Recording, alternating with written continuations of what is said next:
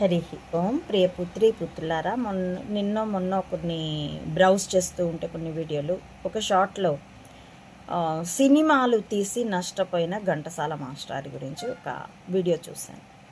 అప్పుడు నాకు కలిగిన ఆలోచనని నేను ఇంతకుముందు సినిమా రంగం ద్వారా భారతీయత మీద కుట్ర అన్న లేబుల్ క్రింద అమ్మఒడిలో రాసినటువంటి విషయమే ఒకదాన్ని నేను మీతో పంచుకోవడానికి ఈ వీడియో చేస్తున్నానండి. సినిమా రంగంలో మిగతా భాషా సినిమా రంగాలని పక్కన పెట్టి మనకి బాగా తెలిసిన తెలుగు సినిమా రంగంలో ఆయన ఎస్వి రంగారావు ఆయన సినిమాలు తీసి నష్టాలు తెచ్చుకున్నాడు. బాలయ్య ఒక హీరో, అతడు సినిమాలు నిర్మించి నష్టపోయినాడు. అంజలీదేవి ఆదినారాయణరావు భార్య, నాటక రంగాన్ని నుండి సినిమాలకు వచ్చారు తొలితరంలో వాళ్ళందరూ.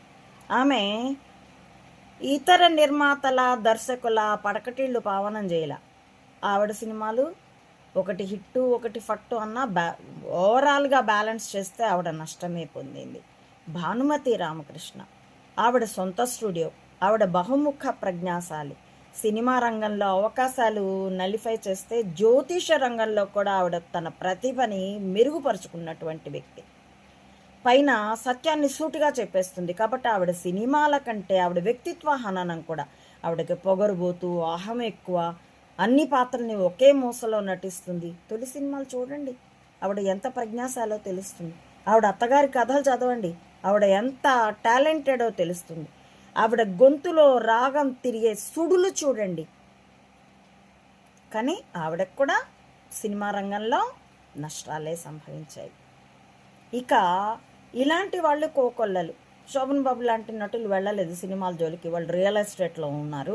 కృష్ణ లాంటి నటులు సినిమాలు తీస్తే అతడు కొంచెం డేరింగ్ అండ్ డాషింగ్, అతడికి ఎక్కువ నష్టాలు వచ్చినట్టుగా నేను వినలేదు. అది నాకు బాగా క్లారిటీ లేదు. కానీ ఘంటసాల వారితో సహా నష్టాలు పొందారు. ఎందుకంటే ఘంటసాల వారి గొంతు ప్రజల్లో దేశభక్తిని, పాజిటివ్ క్వాలిటీస్ని ప్రమోట్ చేయగలదు, స్ఫూర్తిదాయకం చేయగలదు. కాబట్టి వారి మీద ఎటు ట్రిగ్గర్ ఉంది. ఇక ఎన్టీఆర్ పురాణాలని ప్రక్షిప్తాలతో భ్రష్టుపరిచినందుకు అక్కినేని నాగేశ్వరరావు అనే నటుడు, ఈ ఇద్దరు తర్వాత 70ల తర్వాత సినిమా రంగంలో ఈ పచ్చళ్ళవాడి